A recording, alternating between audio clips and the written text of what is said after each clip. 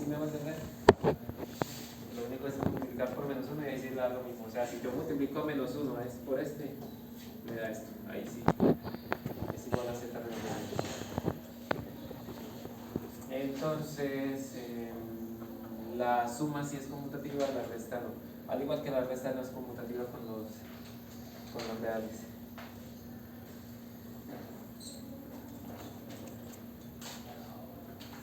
¿Alguna duda hasta ahí?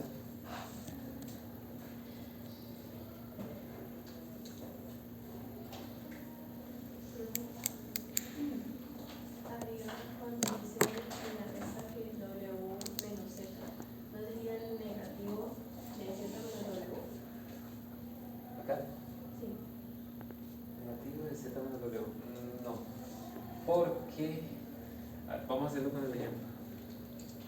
Si tengo z menos w que me dio menos 4 menos 6i y w menos z me dio 4 más 6i, si yo multiplico por menos 1 a w menos z, ¿cuánto me da? El menos 1 de acá es cambiarle el signo a lo que ya tengo, a todo. O sea, menos 4 más 6i. Ahora sí, menos 4 menos 6i. De esa manera, el menos 4 menos 6i quedó igual a z menos w. Entonces lo que estoy diciendo es que z menos w es igual a menos w menos z. Al intercambiarlos le tengo que cambiar el signo para que sean iguales.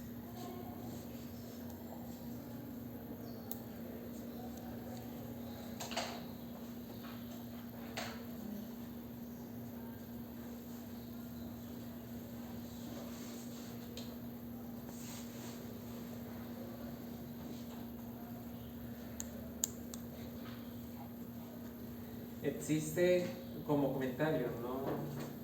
Hay unas propiedades de los números complejos pero que se parecen mucho a las de los números reales, como es que la suma es conmutativa, la suma de complejo es conmutativa, lo mismo z más w que w más z. La resta de complejos no es conmutativa. Otra cosa, existe el neutro. El neutro se refiere respecto a la suma o la resta. ¿Cuál es el número complejo? Que si yo lo sumo con otro número complejo, llamémoslo w, me da w. ¿Quién será? Es muy obvio. El cero. El cero porque si yo es parecido a los números reales. Si yo tomo un número real como 5 y le sumo 0, pues me sigue dando 5. Ese es el neutro, que sigue siendo 0 para los complejos. El inverso aditivo. El inverso aditivo me refiero a que si yo tengo un número, por ejemplo, vamos a mostrar el primero. Si yo tengo un número real, por ejemplo el 5 otra vez, ¿cuál es su inverso aditivo? Menos 5. Menos 5, porque si yo sumo 5 más menos 5 me da 0, que es el neutro. En los complejos es lo mismo. Si yo tengo que z es 3 menos 2i, su inverso aditivo sería menos 3 más 2i, o sea, le cambio el signo a ambos, porque si yo lo sumo con z me va a dar 0, que es el neutro. Son cosas bastante naturales, por eso nada más las comento, bastante naturales, en el sentido de que es sencillo de ver. En cuanto a la suma, interpretación geométrica la tiene. Solamente la voy a comentar, sobre eso no voy a hacer mayor énfasis. La voy a comentar porque no se utiliza mucho. De pronto en vectores voy a comentar algo muy similar cuando veamos ese tema, que ahí sí de pronto tiene más sentido su representación geométrica. Sin embargo acá, pues si están estudiando ahí, profesor no dio representación geométrica de la suma, pues sí existe y voy a comentarlo. Incluso de la resta también, pero esa sí que menos tiene mayor utilidad luego. Representación geométrica de la suma y resta.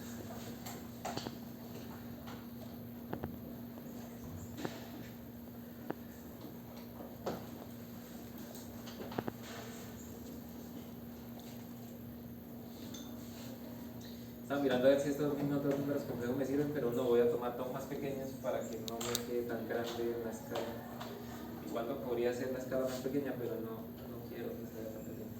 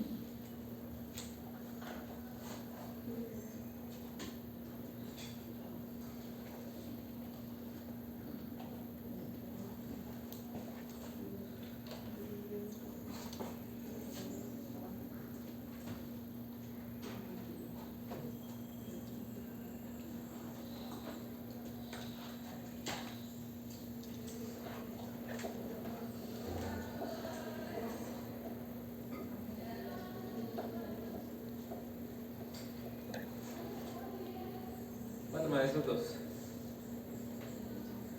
O sea, Z1 es 4 más I y Z2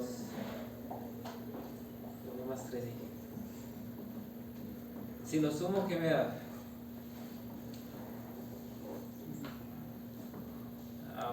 Z1 y Z2. 5 más 4i. 5 más 4i. Voy a colocarlo acá en el mismo. Se le llama plano complejo, por si acaso. Creo que no lo había dicho. Plano complejo. 5 y 4. Acá está ubicado el número que resulta de sumar Z1 más Z2 o Z más W. O sea, es como lo mismo que indirecto. Es como lo mismo que solamente que el otro es plano cartesiano y este es plano complejo. Sí, o sea, se cambia la X con reales y la Y por imaginarios. Sí, esto. Bueno, ¿qué tienen que ver esos tres puntos ahí en el plano complejo? No parecen nada. Pero si yo hago esto, uno el origen con la ubicación de complejo 1, Z1, uno el origen con donde está la ubicación de Z2 y uno el origen con donde está la suma. Es que por eso tiene más sentido en vectores y no tanto en complejos, aunque aquí también se puede hablar de eso. Con vectores se va a ver algo muy parecido. ¿Qué es la suma de vectores entonces? Geométricamente. ¿Sabes? ¿Qué dijo? Paralelogramo y sí tiene que ver, bueno, es que en vectores vamos a retomar otra vez esto. Pero hay un paralelogramo. Bueno, todavía no está el paralelogramo, pero si yo trazo un segmento que sea paralelo a este, que empiece en Z2, es este mismo. No es que lo parezca, es que es porque si tomo 4 unidades en la parte real, 4 hacia la derecha y 1 hacia arriba desde acá, 4 hacia la derecha y 1 hacia arriba, pues coinciden. Lo mismo con este, si yo trazo uno paralelo, pero que empiece en Z1, es este. Entonces es paralelos, sus lados opuestos son paralelos e iguales, es un paralelogramo. Una pregunta, ¿los números imaginarios pueden tener vectores? ¿O los vectores pueden tener números imaginarios? No, ¿No? no es común hacer eso, no. No nos vamos a meter después con eso. De pronto las matrices, pero vectores no. Entonces, se dice que geométricamente la suma de vectores me representa la diagonal del paralelogramo formado con la ubicación de los dos complejos Z1 y Z2 o Z y W.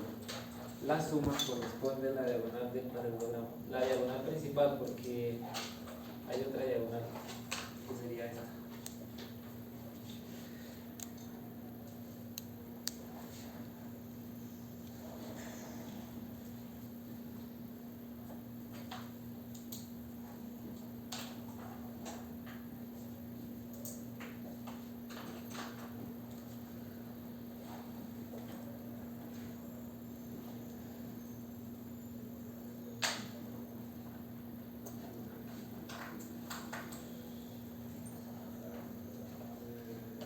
qué pasa con la resta?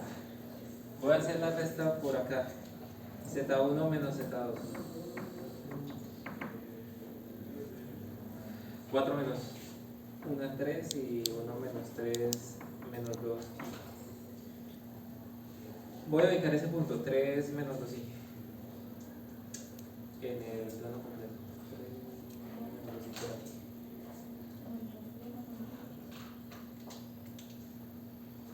Eso va a ser otro concepto de ahorita. Pero por ahora no es el reflejo de algo nuevo acá. Sí tiene que ver con el paralelogramo, porque si yo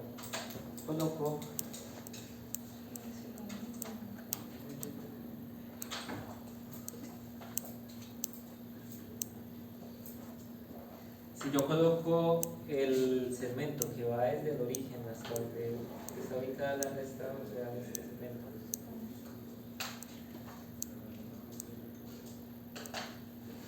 que es Z1 menos Z2,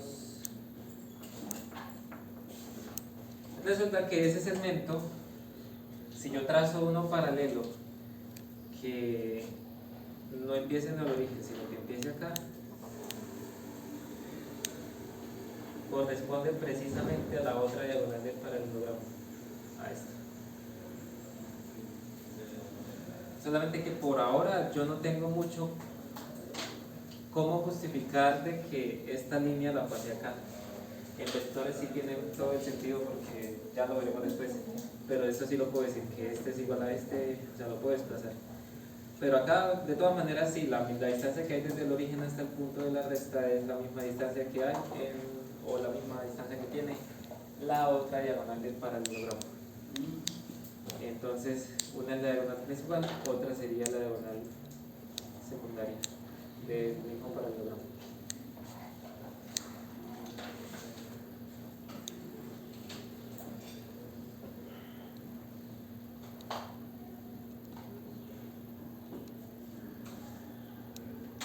Esa es como las interpretaciones geométricas de manera correspondiente de la suma y resta de completos.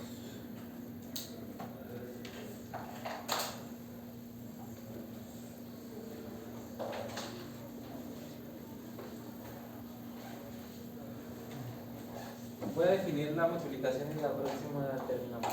Continuamos, perdón.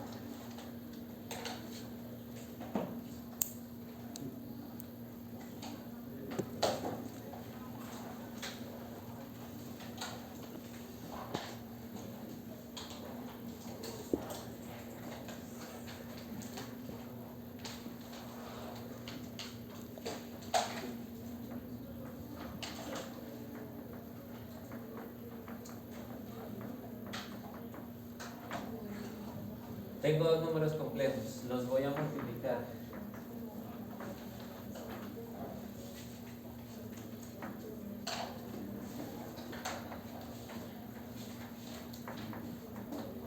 O sea, A más BI por C más DI. ¿Cómo se hace la multiplicación? En este caso ya no es directamente como pasaba con la suma o la resta, que sumo de manera correspondiente parte real y parte imaginaria. Allá no se multiplican de manera correspondiente parte real y parte imaginaria y ya. Sí se hacen, pero hay que hacer más, que es una distributiva. Toca hacer las distributivas ahí. Es decir, hacer A por C, así, A por DI más ADI más BI por C, o BCI, voy a dejar la I de última, y BI por DI, o sea, B por D por I al cuadrado, porque estamos utilizando dos veces la I. ¿Pero a qué es igual I cuadrado?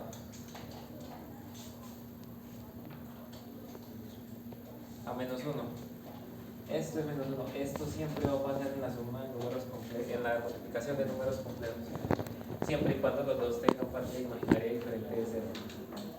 De que al multiplicar las dos partes imaginarias, ese número va a venir a corresponder y a ser parte de lo real, de la parte real. O sea que aquí me queda AC, como esto es menos 1, entonces queda menos B por D, viene para acá, menos B por D. Y entre estos dos, al